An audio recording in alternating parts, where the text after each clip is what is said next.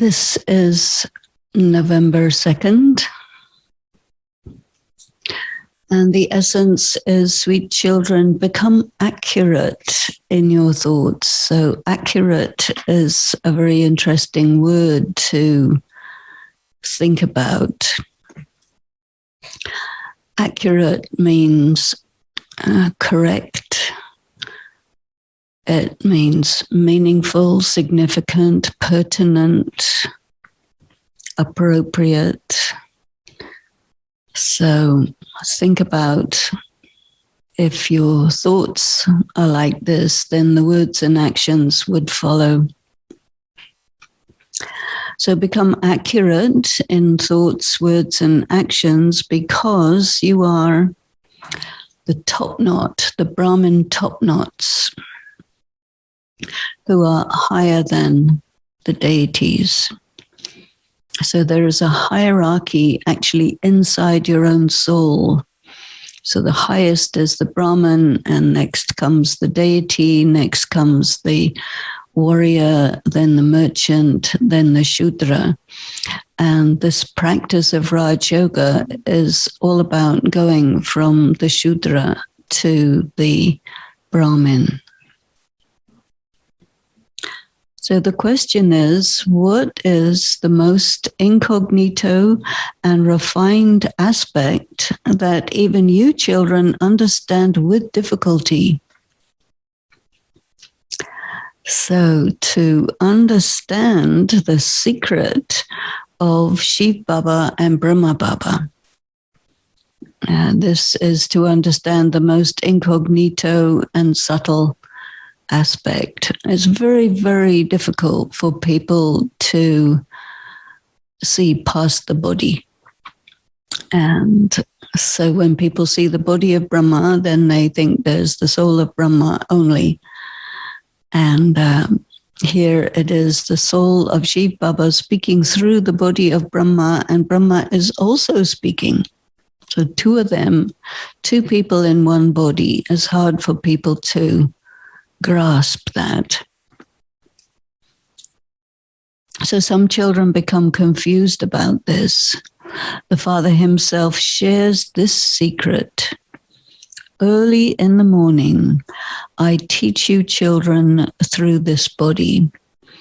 So why do we have the schedule we have? Because it needs to correspond with his schedule. Otherwise, if he comes and we're not here, that doesn't look right. Baba says, I do not use this chariot throughout the whole day. So Shiv Baba comes and goes. And so he comes regularly for the Murli, but other times he comes and goes sporadically and unexpectedly. Om Shanti. The spiritual father is explaining to you, spiritual children, Brahmins. So we have to be in the consciousness of being a Brahmin to listen. Do not forget that you are Brahmins who are in the process of becoming deities. You must also remember the castes. So it's not a caste by birth, but a caste by sanskar, by level of consciousness, quality of being. So here, among each other, you are all Brahmins, and the unlimited Father is teaching Brahmins. This Brahma is not teaching you. So explaining is one thing, teaching is another thing. So two different things. So Shiv Baba is teaching you, that is, Shiv Baba is providing you with information, and Brahma Baba is commenting on that. It is only through the body of Brahma that he teaches Brahmins. You cannot become deities without becoming Brahmins from Shudras. So that has to do not just with lifestyle, but Especially it has to do with consciousness. You have to be soul conscious, aware that your relationship with Shiv Baba is through Brahma Baba, and be on that high level of consciousness to take in the knowledge. You receive the inheritance from Shiv Baba. So the primary inheritance is the knowledge. Shiv Baba is everyone's father. And this Brahma is called the grandfather. So everyone has a biological father, and people on the path of devotion also remember the Paralokik father. So you have Lokik, Alokik, and Paralokik. The Alokik, the unusual, the extraordinary father, is Brahma. The Paralokik, the one from beyond, is Shiv Baba, and then your recording in progress. Father. You children now understand that this one is the Alokik father. So Alokik is a lot deeper concept than subtle.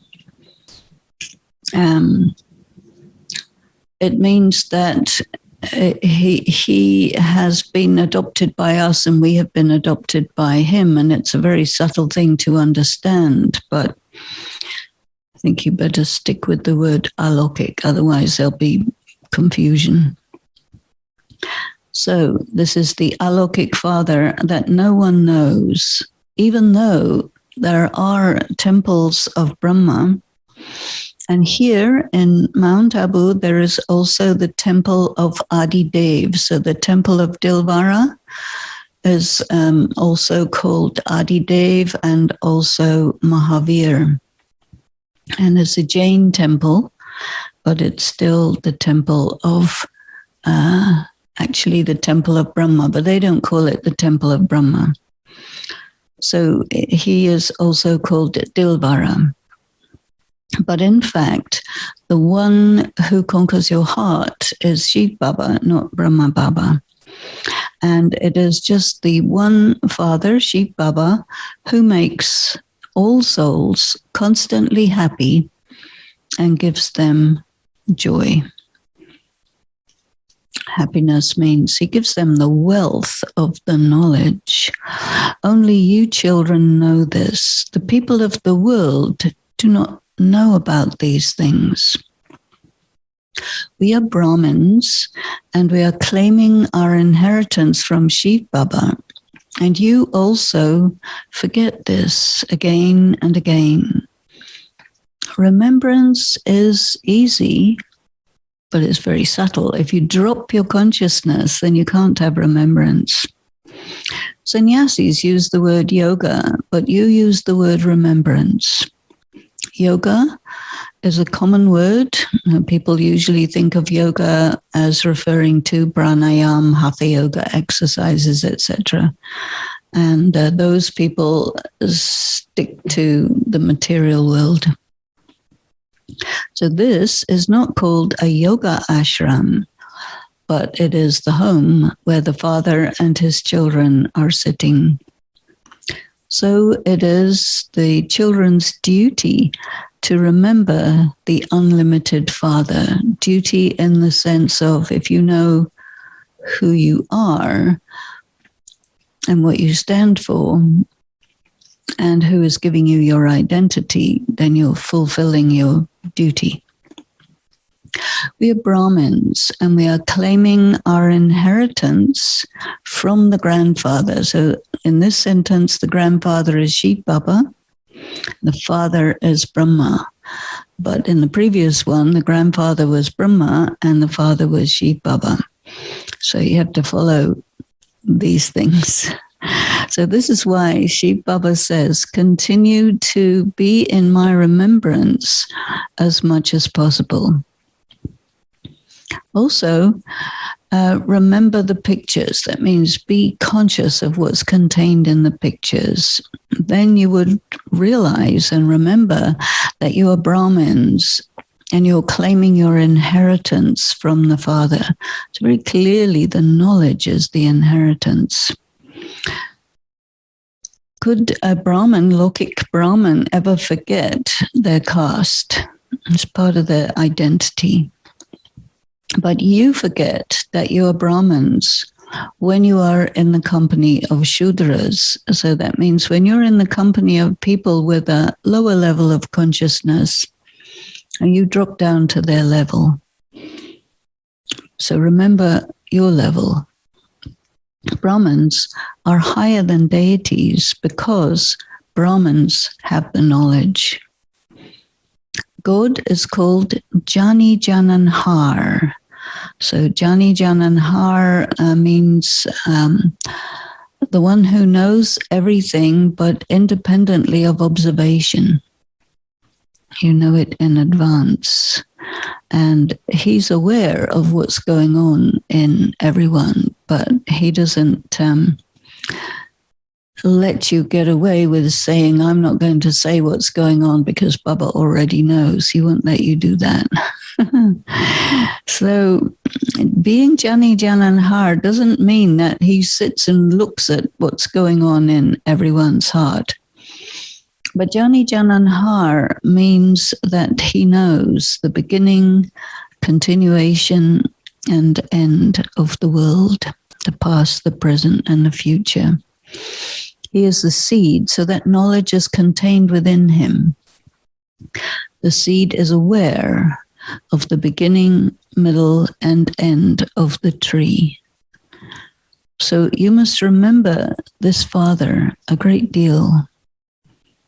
And this one soul, Brahma Baba's soul, is also remembering that Father. And that Father says, it's only when this Brahma remembers me that he will claim his status. You too will claim a status if you remember me. Initially, you came here bodiless, naked and alone. So you come here bodiless, and you have to become bodiless again and return home. All other bodily relations bring you sorrow. So since you have found me, why are you remembering them? So you remember, once you become Babas, they don't have any rights over you. So otherwise, they own you. So since you have found me, claimed him, why do you remember them? I have come to take you back to the new world, and there is no sorrow there. There are divine relationships there. Divine relationships means they are functioning in a virtuous way. Here, in the relationship of a man and a woman, there is sorrow because they begin their relationship through vices. And I am now making you worthy of that world where there is no question of vice, worthy in the sense of you are viceless, so you can be in the viceless world, you fit. It is remembered, this is a phrase from the Gita, that lust is the greatest enemy. And this is because it causes sorrow from the beginning through the middle to the end. So it's very deceptive. It's based on physical attraction, and then there's a lot of possessiveness involved and dominance involved. So then it becomes a matter of causing harm. You would not say that anger causes sorrow from the beginning through the middle to the end. If you get angry with someone, you get violent with someone, it's a short-term problem. Lust creates a long-term problem. So you have to conquer lust, because it is this that causes sorrow from the beginning through the middle to the end, and it makes you impure. The word impure is used when referring to this vice. So you have to conquer that enemy. You know that you are becoming the deities of the Golden Age. Until you have this faith, that means understanding, you will not be able to attain anything. The Father is explaining to you children, you have to become accurate in your thoughts, words, and actions. So if you don't understand the knowledge properly, or you mix it up with some other knowledge, then it becomes inaccurate. So this accuracy requires effort. No one in the world knows that you are making Bharat into heaven. As you progress further, they will understand it. They will want there to be one world, one kingdom, one religion, and one language. So in this case, religion means something more like culture. You can explain 5,000 years ago, there was one kingdom and one dharma, and it was called heaven. No one knows about the kingdom of Ram or the kingdom of Ravan, and you also didn't know about them. Now you are becoming those with clean intellect. So clean intellect means that everything that you accept as truth is self-consistent and it's honest and real. So you're becoming this number-wise according to the efforts you make. The Father is sitting here explaining to you, and so definitely you should follow the Father's directions. So the Father says, while you are living in this old world, live as pure as a lotus. That means no secondary agendas, where you do one thing, but you have another thing behind that. So that's a dishonesty. Also, continue to remember me. So motivation, very important. The Father is explaining to souls, I have come to teach souls through these organs, the mouth and eyes and ears of Brahma Baba.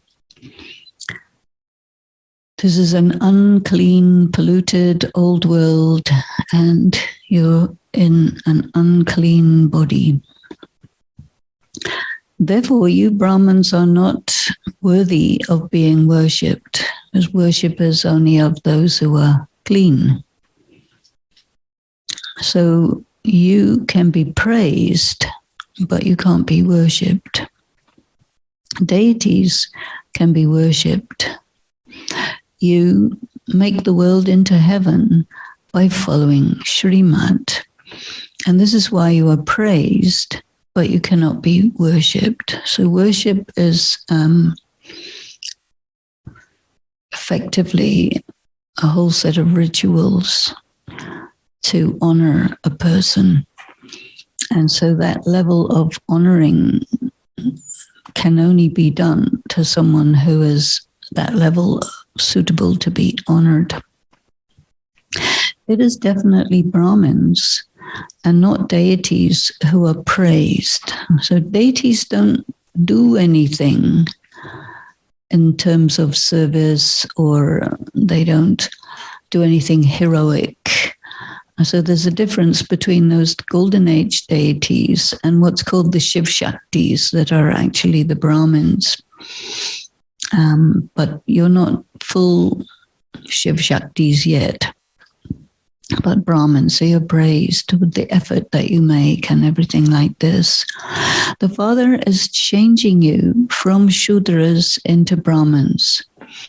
So you're still part Shudra, part Brahmin, trying to become a deity. So it's a little bit like what happens to the chrysalis. So when a caterpillar goes into a chrysalis and there is this metamorphosis that takes place, if you would cut open the chrysalis at any time during that process, you would not see something that's half caterpillar and half butterfly, but you would see a horrible ooze.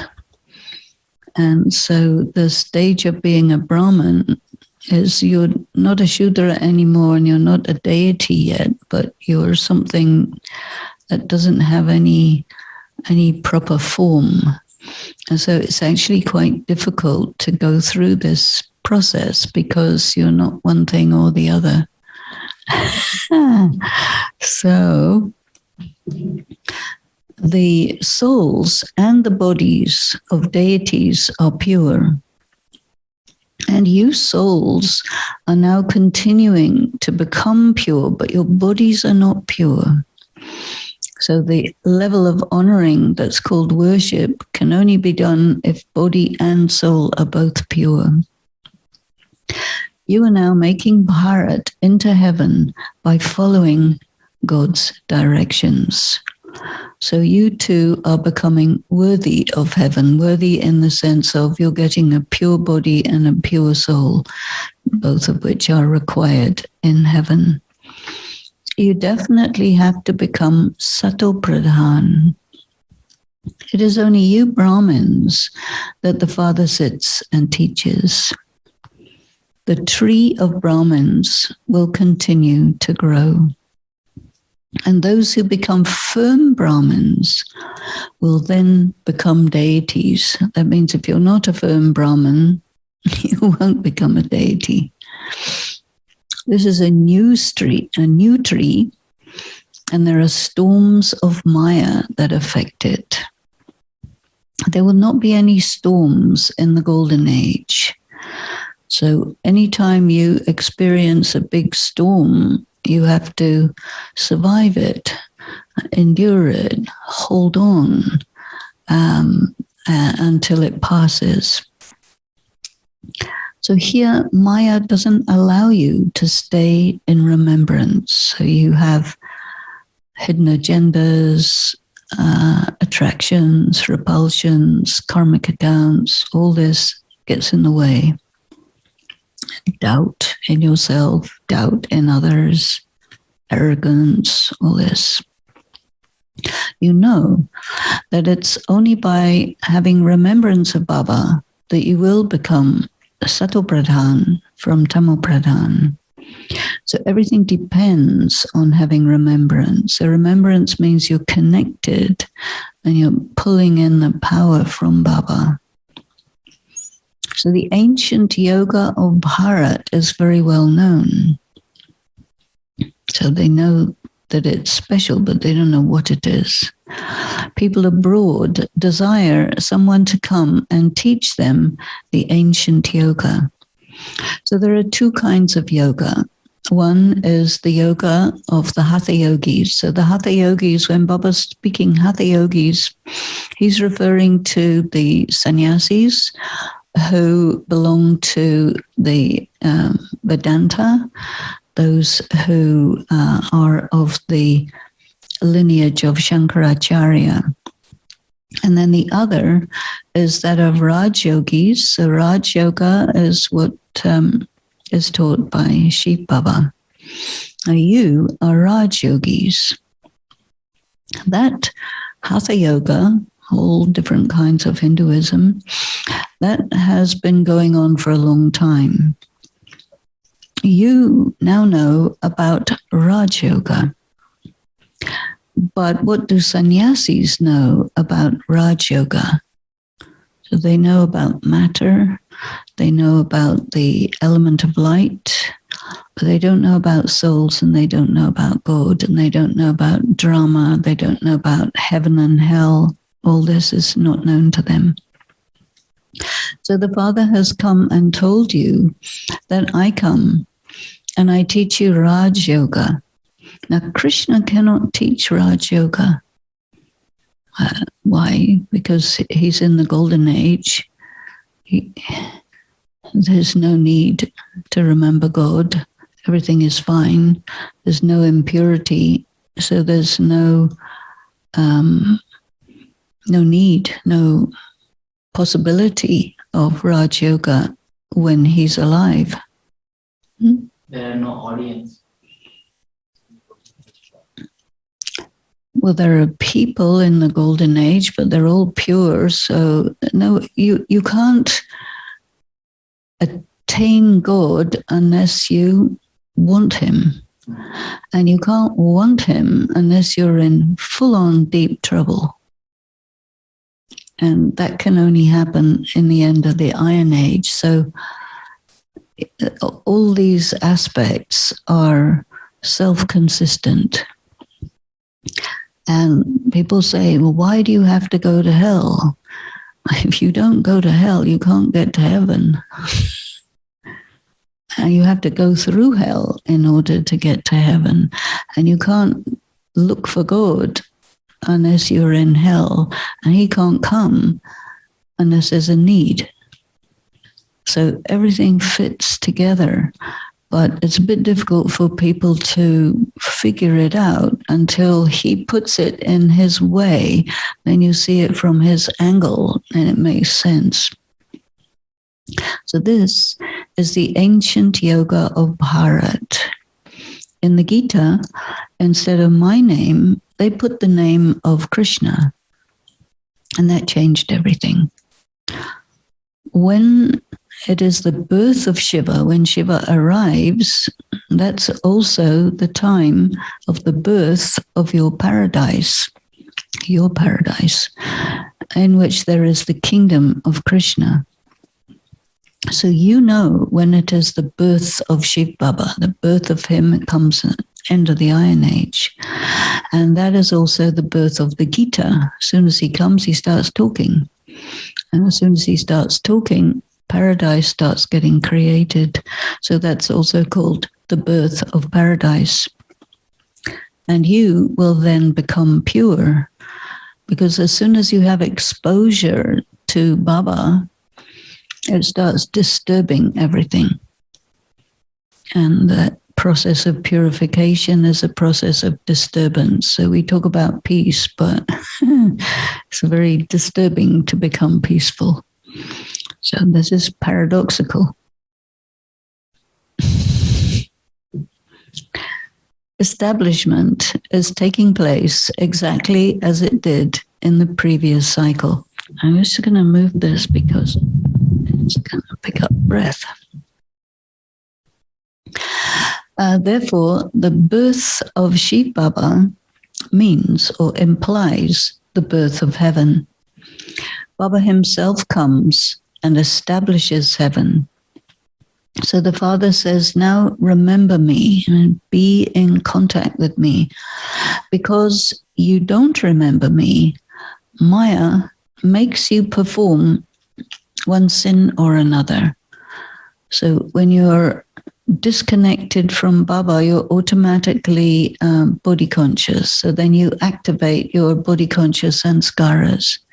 You become soul conscious, you'll activate your soul conscious sanskaras. And so it's up to you. By staying in remembrance, you won't be slapped. This is the boxing that takes place. You know, it is not a human being who's your enemy. Ravan is your enemy. Attraction, repulsion. After a Kumar and a Kumari get married, they become impure and then they become enemies of each other. And because they get into conflict as to who is dominant over who. They spend hundreds of thousands of rupees on the wedding. And so Baba says to get married means to ruin yourself. You put yourself in a victim-predator situation, which you don't like, and so it's very unpleasant.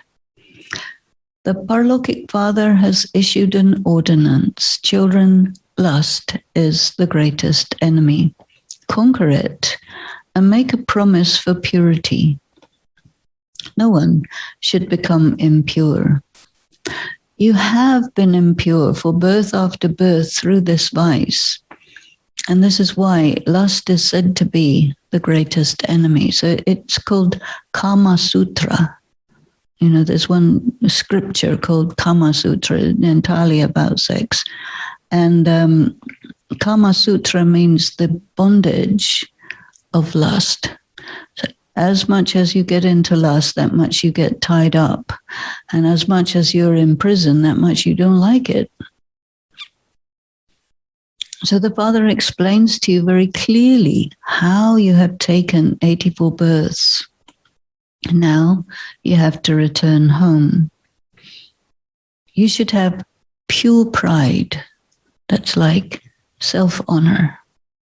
Understand who you are and don't do anything that lowers you down in your own eyes and God's eyes and everybody else's eyes.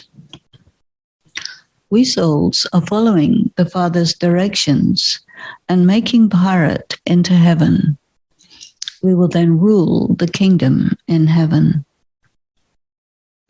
To the extent that you make effort, so you will claim a status, whether it is to become a king, a queen, or a subject.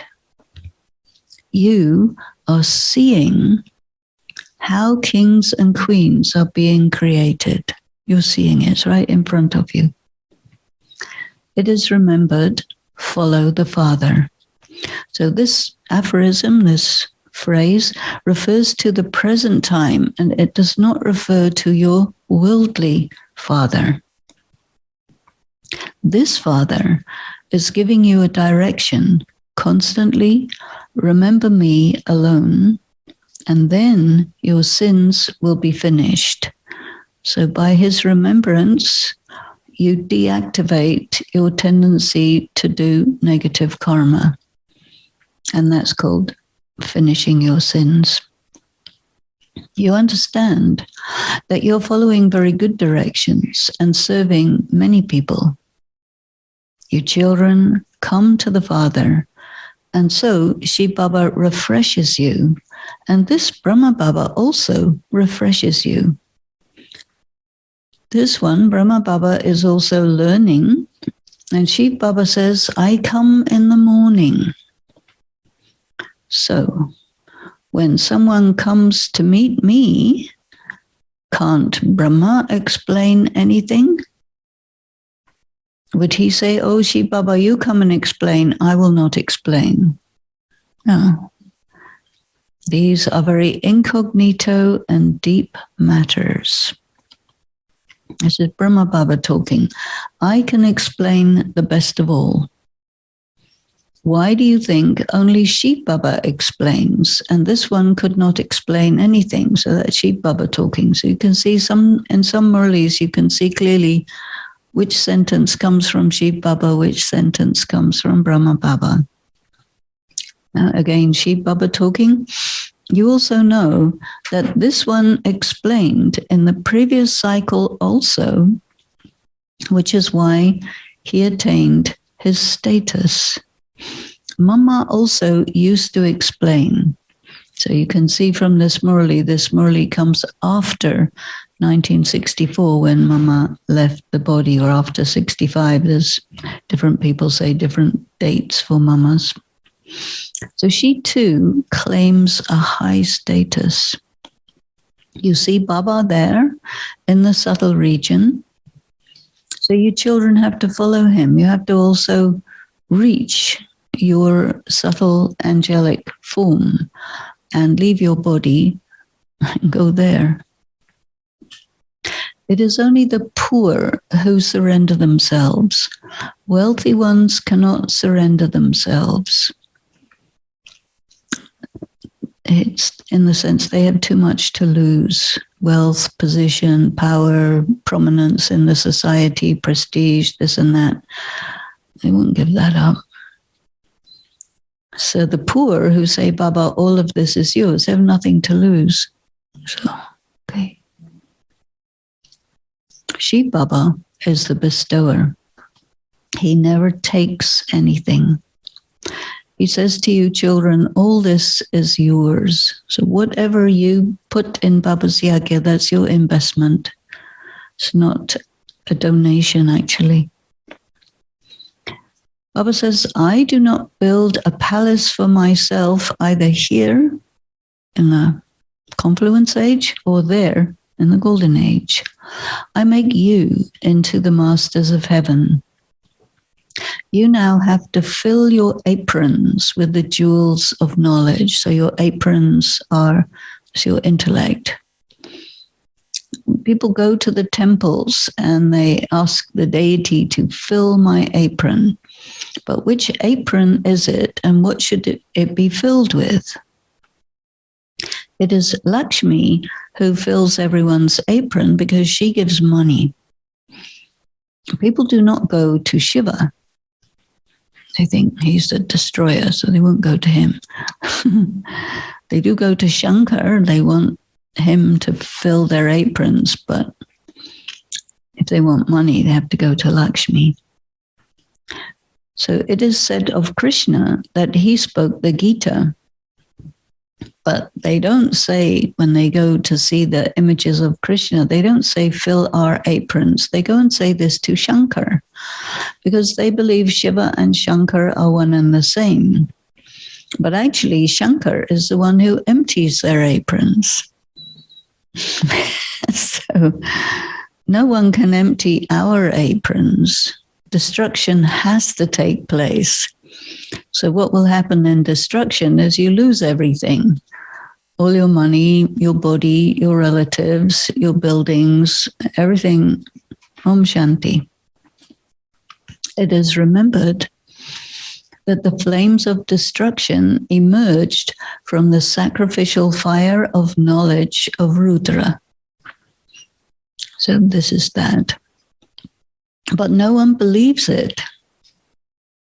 There's stories. And most of the stories in the myths are so fantastical that it's like cartoons or monsters or whatever, but no one actually thinks that it's a reality. They think it's symbolic. So they get the symbols they think as real, and the real things they think as symbols. So it's all backwards. So you children have to live in your households and carry on with your business. The father will give advice after taking each one's pulse, because he says, why would I give advice which a child would not be able to follow? So many people come to Baba, or they used to come to the daddies and say, here's my situation, what should I do? And a lot of people would call that Shrimat, but it's not the same Shrimat as the concepts of Gyan, but this would be advice. And so the daddies and Baba would give advice in the understanding of what the person can actually fulfill. Because if they tell you to do something that you can't do, then they would force you into doing a karma that is against God, and they would also have to pay for that. So it's a very subtle aspect of karma philosophy. So he will give advice to the one who can act on it. And so you cannot apply the advice that's given to one to another person. And there's a little story about this. You all know the senior brothers, Brij Mohan and Ramesh. And so the question arose as to whether you can drink a cup of tea made by someone who's not a Brahmin. And so the advice given to Ramesh is that you cannot. And the advice given to Brij Mohan is that you can. And the reason for the difference was not because of their difference of level of yoga, but because of their difference in their professional situation. So Ramesh was the boss of his company, Both of them were accountants. And Bridgman was an employee. And so if the employee refuses a cup of tea from his employer, that's a heavy insult. And so Shiv Baba would not tell him to insult his boss, whereas Ramesh is already the boss. So he doesn't have to, show respect to anyone because he's already the boss.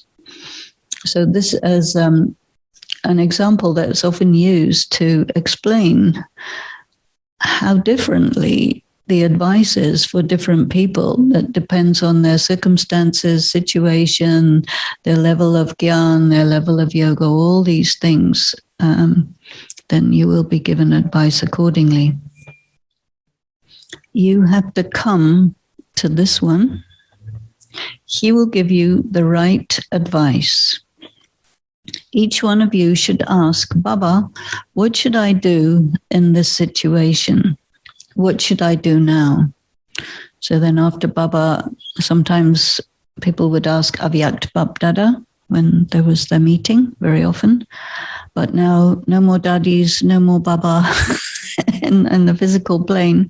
So now you have to really understand that you have all the information you need to make good decisions. And also, you're not children.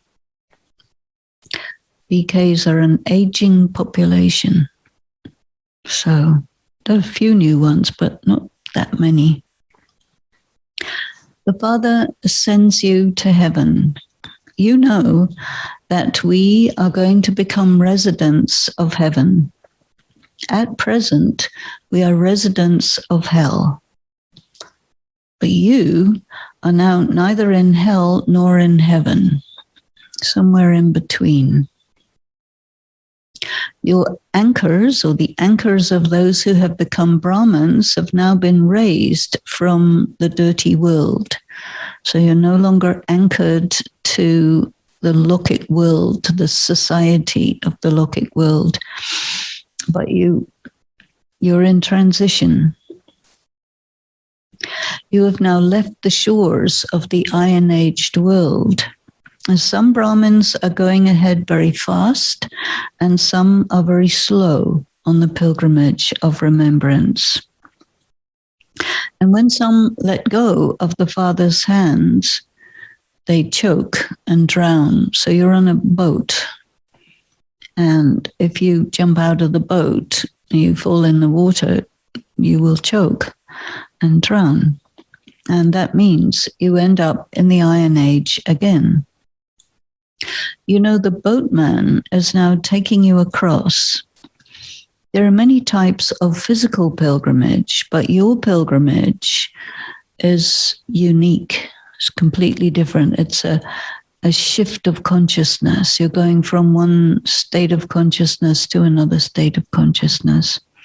You're activating your Sato Pradhan condition and deactivating your Tamo Pradhan state.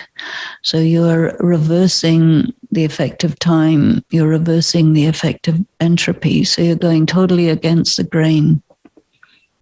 Don't expect it to be an easy ride. Everybody expects it to be an easy ride, but I don't see how it can be. Yes, storms do come and they break your remembrance. So make effort to make this pilgrimage of remembrance very firm. You are karma yogis. Stay in yoga while doing this and that. As much as possible, let your hands do the work and let your hearts be connected in remembrance. You have been lovers for half the cycle, and you have been remembering your beloved.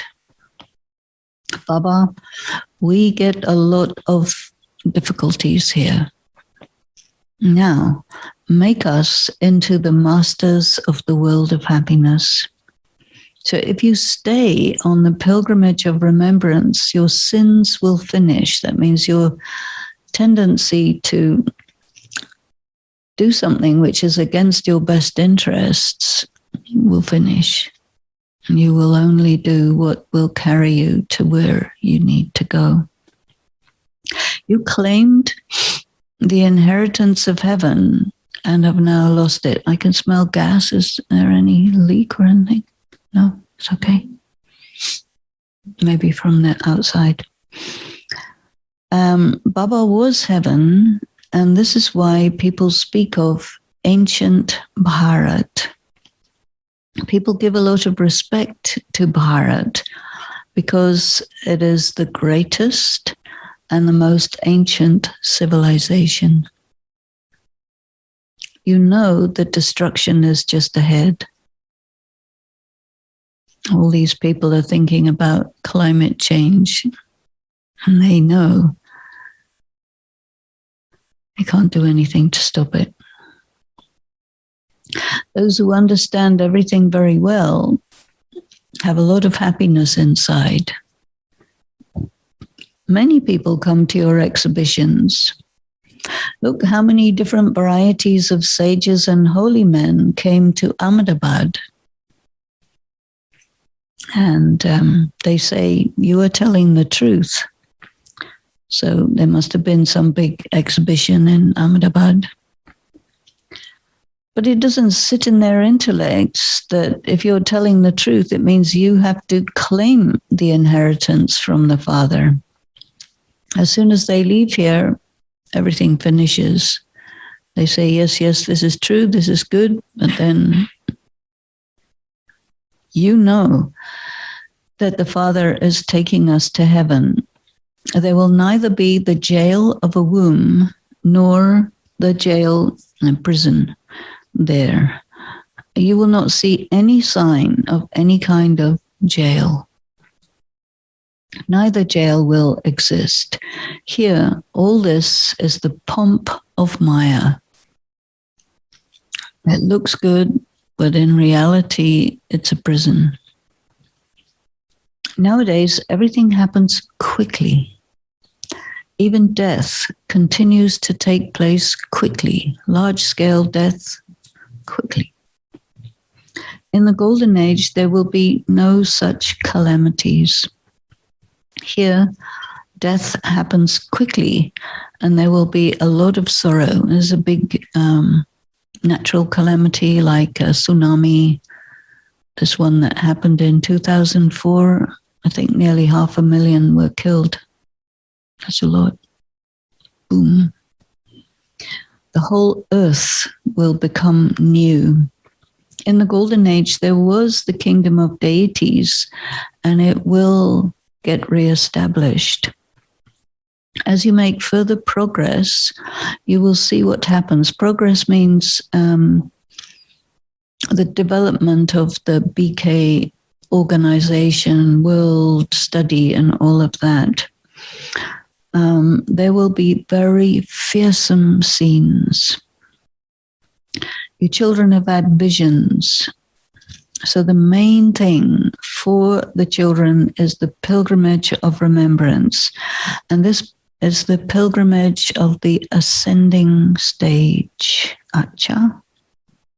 To the sweetest, beloved, long lost and now found children, love, remembrance, and good morning from the mother, the father, Bap Dada, and the spiritual father says namaste to the spiritual children. Spiritual children say namaste to the spiritual father. So the essence for dharana, always remain aware that you are Brahmins, and God is teaching only us Brahmins.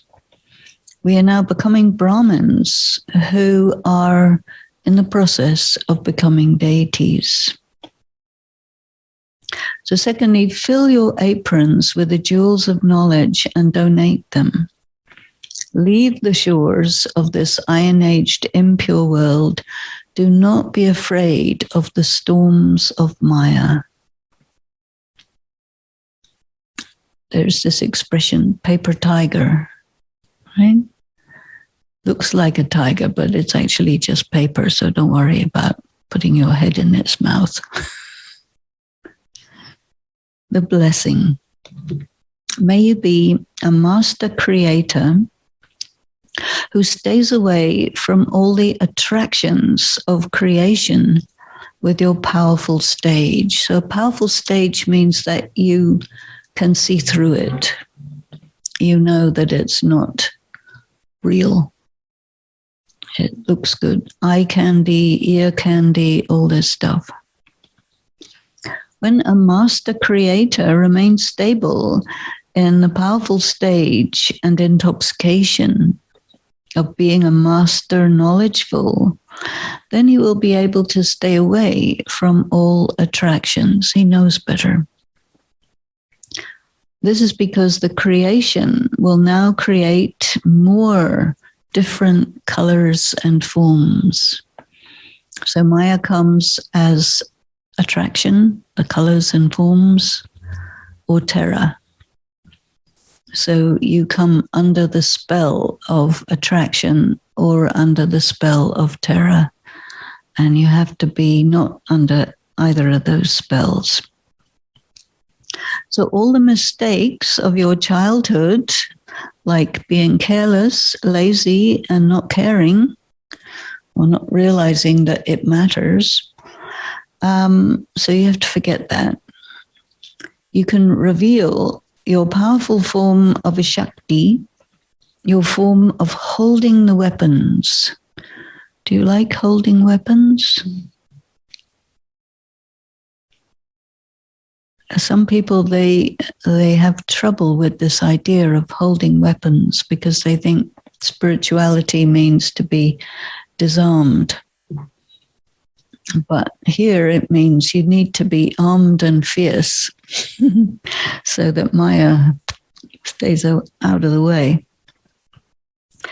So your form of holding the weapons, and you're constantly lit, your soul is awake, aware, and then you will be called a master creator. So you decide what happens, not you are a victim of circumstances. And the slogan is, be so hard. Do you want to become hard?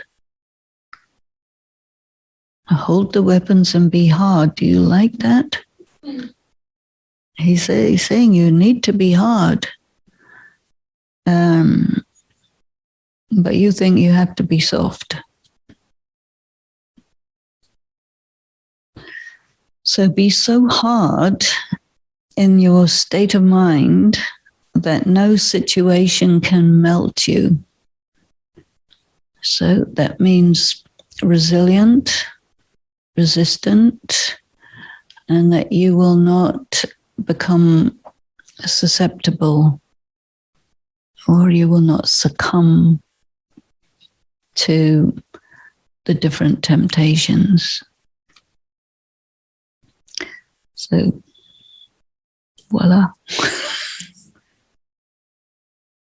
So these deities who are armed and dangerous are the Shiv Shaktis, and they have the third eye and usually their third eye is, normal eyes are this way and third eye is vertical. So that means you're seeing things from a different angle, and you're seeing from the angle of what it is rather than the angle of how it appears. So what we experience through sense perception is appearances. And there is an expression that appearance is not reality. So a person may appear to be very bad, but they may just be trying to protect their vulnerability.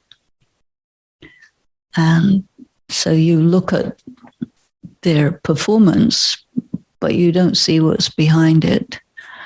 So what he wants us to do with this third eye is to really see where a person's coming from and to relate to a person as who they are, not as how they are presenting themselves, which a lot of times people will behave in a way that is defensive because they have to protect themselves in all kinds of situations. And ego is sometimes spoken of as ego defense mechanism. And so that takes the form of aggression very often. So if someone is afraid or they feel less than or insecure, one of the ways they will handle that feeling is by being aggressive. But if you have your third eye, you will know that the person is not actually aggressive, but that they are insecure.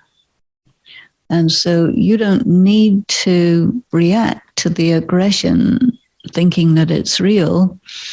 You need to know that this person is actually feeling insecure, and what they need from you is just a feeling that everything's okay and not to worry.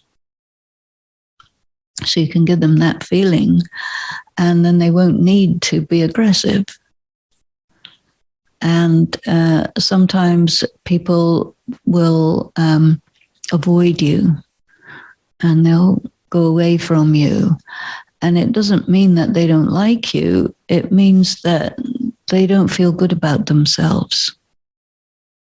So you have to know that. And you have to see past the performance, because what people do from ego is two things. One is the superiority, and one is the inferiority. And both of them are not real, because when you're body conscious, it means you flip-flop between inferiority and superiority. And so the key is to find yourself. And finding yourself means recognizing yourself. And one of the statements that came in a Murli recently, and which is also in the Gita, is you have to endure fame and defamation. So if you happen to be a very, very high soul, you have to endure that, because sooner or later that will be recognized. So you have to handle that. And some people, they can't handle fame any more than some people can't handle defamation. You see, so usually people are not that high. So usually what they have to handle more is defamation. And because life on earth is a power struggle, all about who's higher and who's lower, because people want to be high, but they don't want to be arrogant. It's a quite complicated situation when you're in this transition. You're no longer in the old world, so you can't operate according to the conventions of the old world, because you know that it's all fake, so you can't really do that. Sometimes you get into it and you say, I have to do that performance, even though you know it's not real and that you're not being true to yourself. So it feels uncomfortable. But then you also are very aware of your weaknesses and your shortcomings. And so then you can't really say, oh no, I am super yogi, because not every day and not all day. And so you don't know what to be and how to be. And also, once you start to remember Shiv Baba, not only do all your impurities come up and disturb you, but also you become more and more sensitive.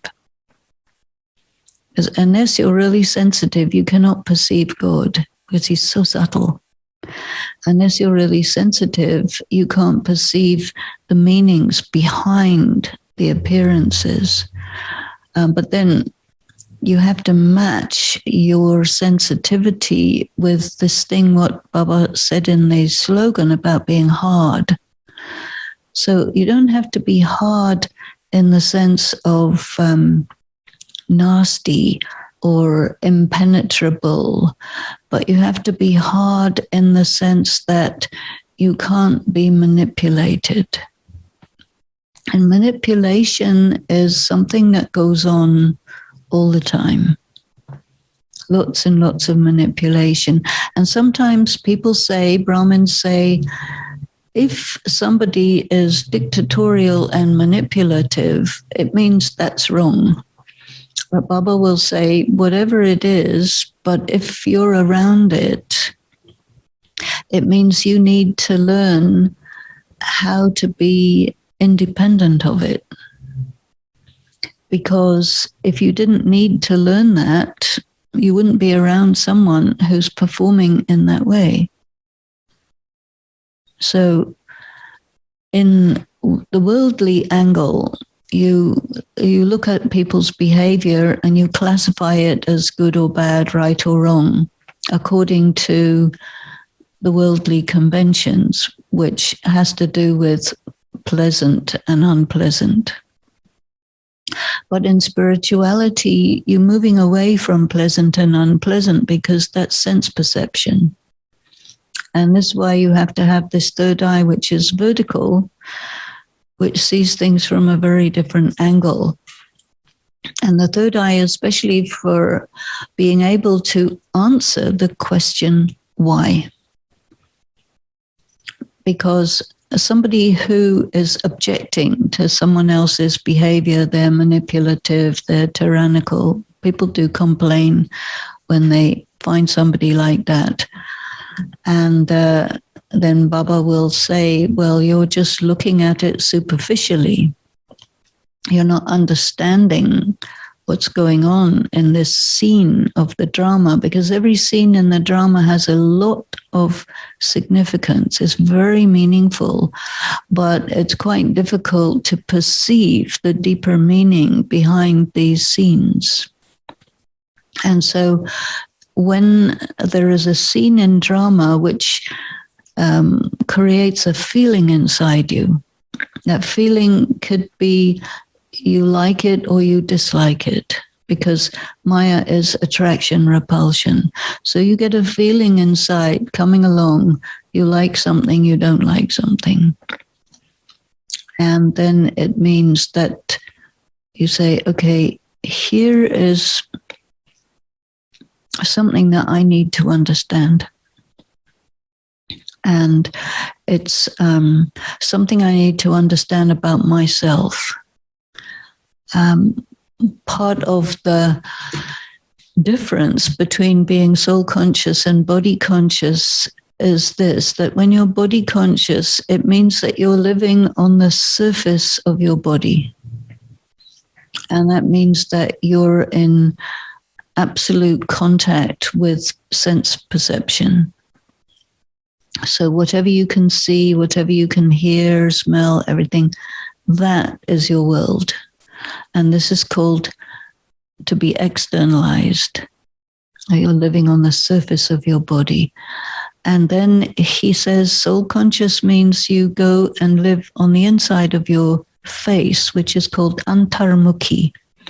Antarmukhi means you're creating a very clear distance between yourself and what you perceive through your sense perceptions.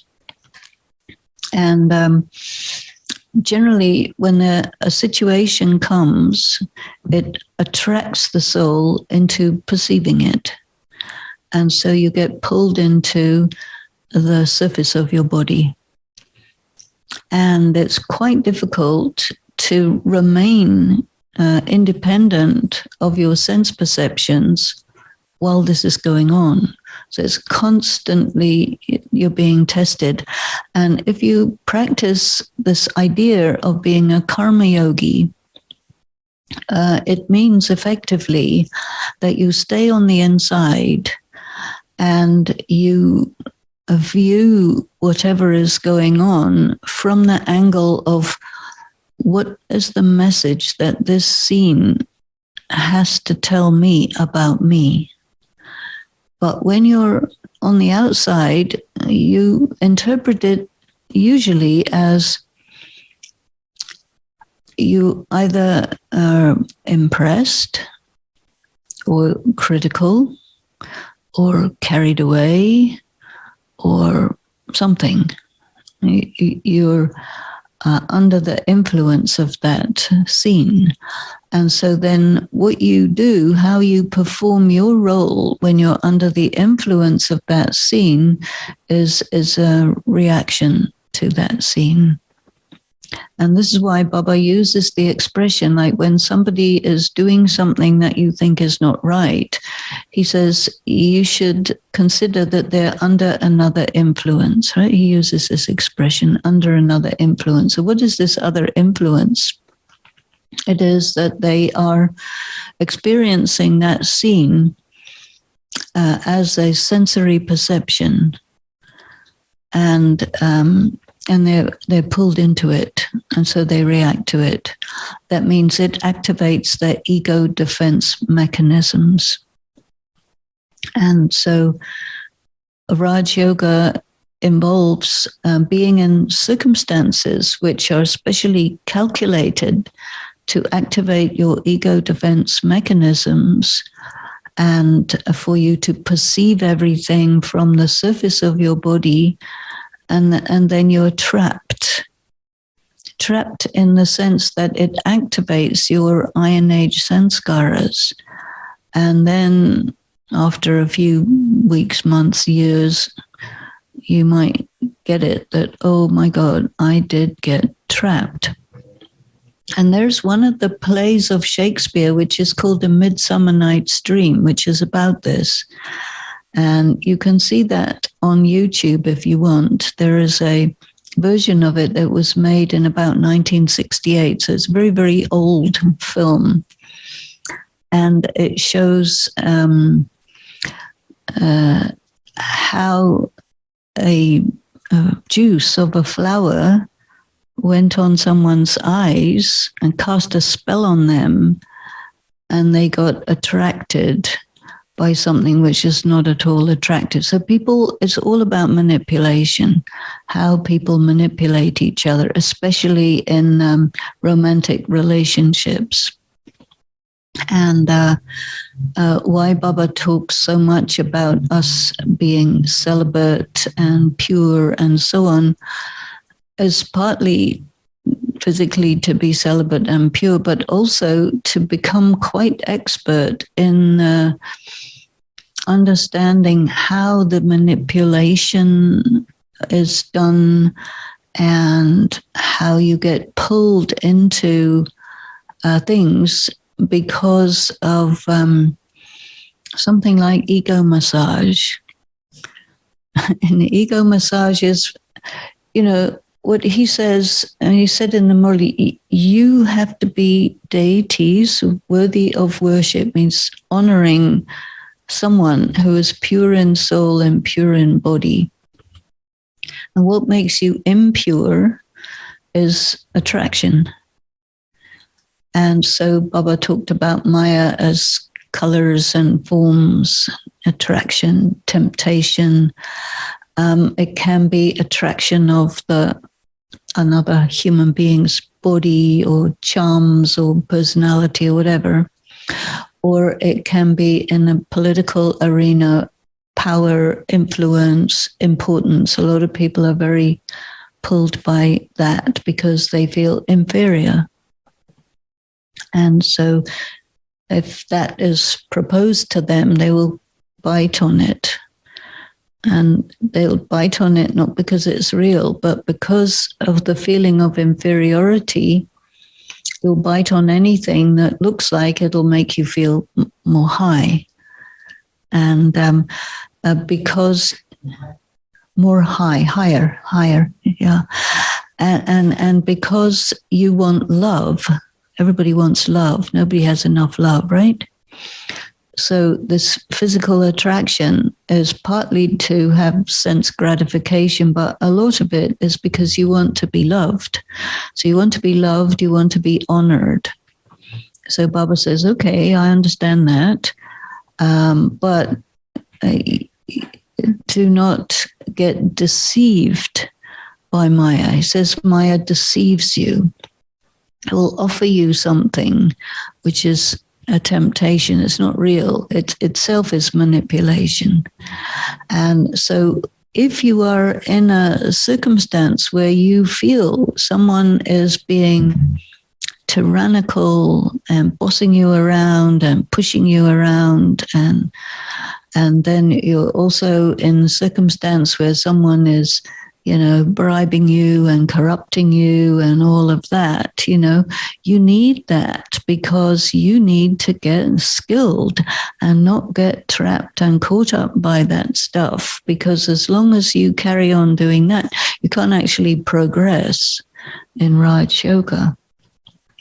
And as much as you progress, that much these things will be more subtle and they'll catch you more easily, because your weaknesses are hidden away in deep corners of your soul.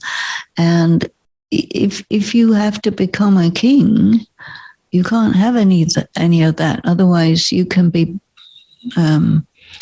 someone can dethrone you anytime. Or you will allow traitors to come too close. You wouldn't understand who's for real, who's not for real. You wouldn't understand people's hidden motives, hidden agendas, all of that. So it's all about perception. And so this third eye, which interprets what's going on from a very different angle, is an incredible gift. So, when he says, claim your inheritance, it's not about golden palaces and a sack full of diamonds in the golden age. That's not your inheritance. That's easy come.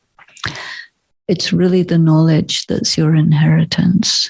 And it's now in the confluence age that he says, I am your father. And this Brahma Baba, the great usefulness of Brahma Baba is he's an example of a person who followed Srimad. And Mama also. So what you have in Baba and Mama is you have Brahma Baba is male, Mama is female. So you have a female version and a male version. And Brahma Baba is married with children, a business. So you have someone who's like that, and Mama, who was single, young, and under the enthralled to the family and everything, and so you have these two people who embody the main social situations that people could be in. You could be either a male or female, or married or single, or with your own family, or in somebody else's family. And it's all about breaking free from the chains, the bondages, where people don't allow you to be who you are. And the key that he says, the key to claiming this independence, so Swaraj, self-sovereignty, doesn't mean that you yourself are going to be the king. No. Self-sovereignty means Swaraj, you are independent and not dependent. So there is this Hindi word, adhin, where someone has power over you. And you can't be a king if anybody has any power over you. And so you have to pass through many situations where you are with people who attempt to bring you under their influence, either through tyranny or through manipulation, through temptation, through threats, through promises, through every kind of thing. And if you say this is wrong, no doubt it's wrong from a certain angle, but that's not the point. The point is, if you didn't have somebody like that, you would never get free. You would never get free. And you have to be in that situation until you get the point. And then you go into the next problem.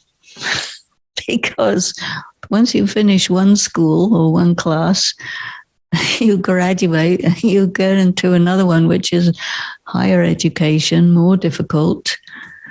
And it's a never-ending progression until you reach your death.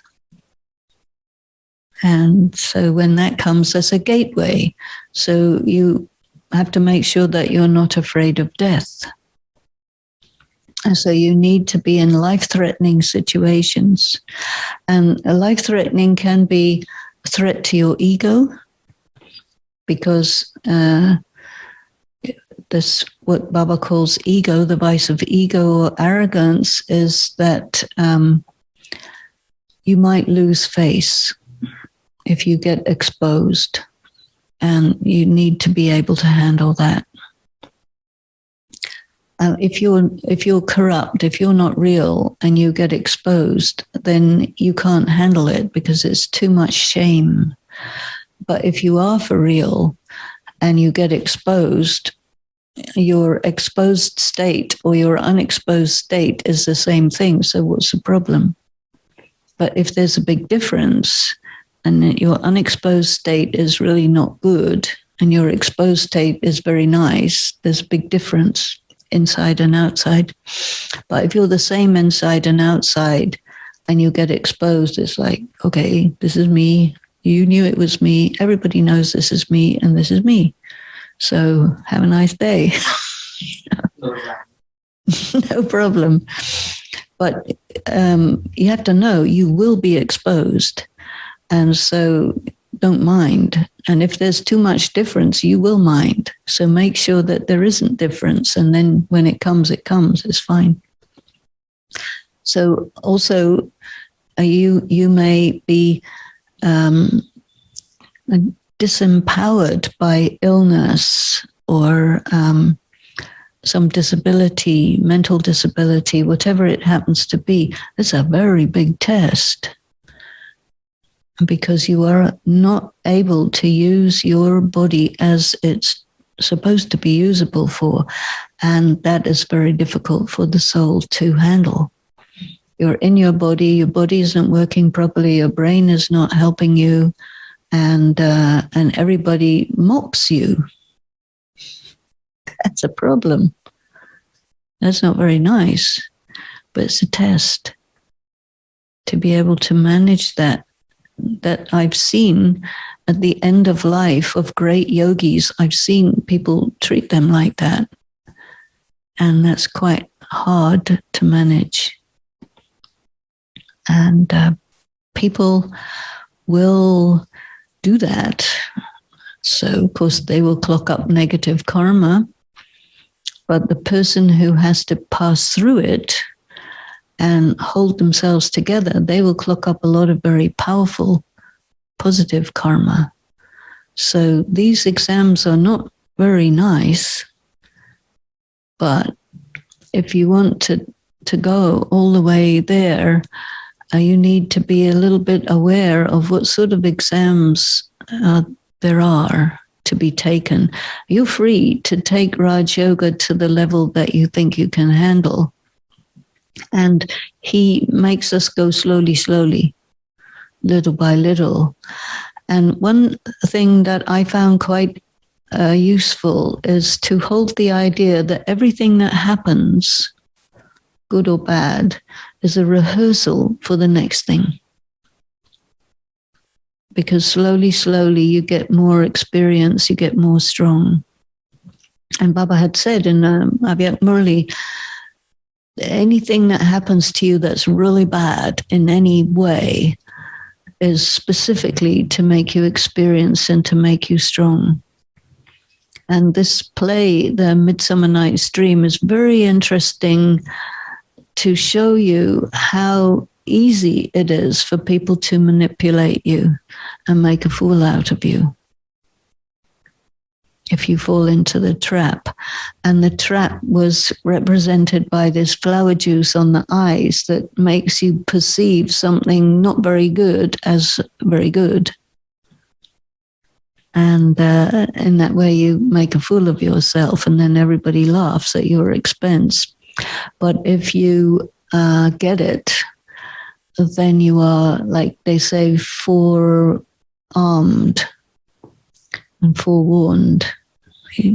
So Baba tells everything, but sometimes people don't get it. This is why he said in the in the blessing that, okay, you were careless, you didn't pay attention, etc., etc. That was your childhood. But now it's like we're at a higher level of education. And so you have to be really, every step you take has to be really carefully done. So he said in the beginning of the Murli, if you are accurate in your thoughts, words, and actions, you will do what you need to do to get through this obstacle course, to get around these manipulations and traps and so on that people lay for you consciously to be able to laugh at your stupidity. And then you feel bad. But Baba says, this is a serious piece of study. This is not just, do the garbaras and have some toli and dress up. That's okay. But, that's not what this is really about. And so I think it's quite good to be, I think also part of your honor is I am studying the highest possible study there is. And by God, I am adopted through the soul who is the soul of Krishna. It's Brahma Baba is the soul of Krishna. That's not an ordinary person. And all these other BKs, you don't know who's sitting next to you. Mm-hmm. Some are very, very high, but you wouldn't realize. Some are very low, but you wouldn't realize because of this appearances and reality and all that. So our third eye is this instrument that Baba is giving us, which has to be carefully polished and kept clear so you can see the reality and the difference between the reality and the appearances, which is also what is meant by Saraswati, the goddess of knowledge, who has the swan who can distinguish between milk and water, stones and pearls. And so that's a very discriminating intellect. So if somebody discriminates on the base of bodily aspects, that's how people use the word discrimination, but it's not that accurate use of the word. You have to really discriminate what is what. And I think that's a lot to do with what Raj Yoga is about. And Hatha Yoga doesn't deal with any of that at all. So it's a different thing. So I will stop there, and I don't know if anybody has any questions or any comments that you would like to mention. Om Shanti. Hello. Om Shanti.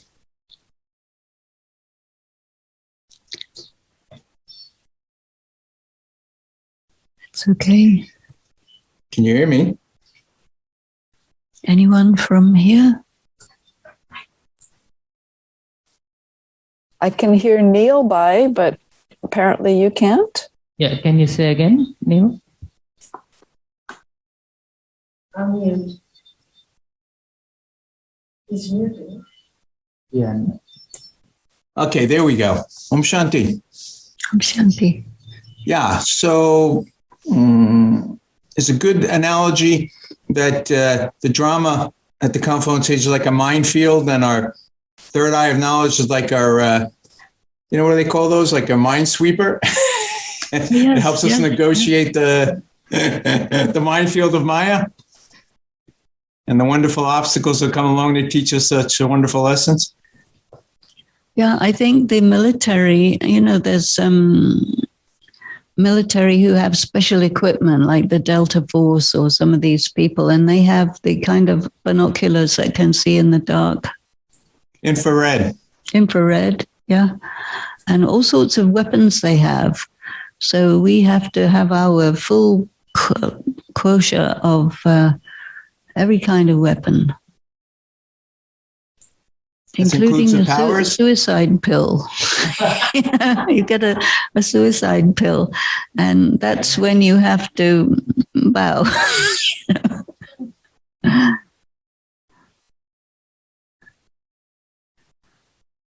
Yeah. But it's wonderful, right? Would you have it any other way? Not really. When you're going through hell, it's not very nice. But afterwards, you say, yeah, I did it. While doing it is Yes. And then I just want to share my experience with triathlon. Yes. The last phase was the difficult one. So explain to everybody what the triathlon involves. The triathlon is more about swim, bike, and run. And my weakest thing is the run. And that is the last one when you are already exhausted and burnt out. So you have to do how many miles? It is long, not natural, but it's 1.2 miles swim and 56 miles bike and 13.1 miles run. It's a half of marathon. Full is like 140 miles, 140.6 miles full. So anyhow, the lesson I learned, I mean, I had that experience, but opportunity to practice that again was one thing is when you have some music or something going on, you can go far beyond the signals body is telling you. And I did like 100 miles easily with Murli's going on and then enjoying all of that. And then I'm here already. So that is smooth sail. But body knows that how much it can handle. And then it figured out to prepare itself. Okay, this guy is not giving up. Let me prepare myself to get through this. But when there is no audio coming back, you have to create your own music for inside. So that is where you have to handle both the signals coming from your body, and then you have to see like, oh my God, I have to do another 20 more miles to go, and there is no other thing to distract yourself. You have to prepare yourself to stick to that. So that's where the real endurance comes. And it's quite a good analogy for what happens to BKs, because I think BKs get caught up in service as a distraction. And with COVID and everything, service was sort of stopped. And I think it was really very good because it forced the BKs to be in contact with the self. So Daddy Yankee used to always say that people who say that they're busy are actually lazy. And we used to wonder, what does she mean by that? And I think that it's because of this, that if you keep yourself busy, it's because you're too lazy to really do the real work. And that's a reality. So what a wonderful practice this is. Okay, so let us have a moment with Baba, and you all have a wonderful day.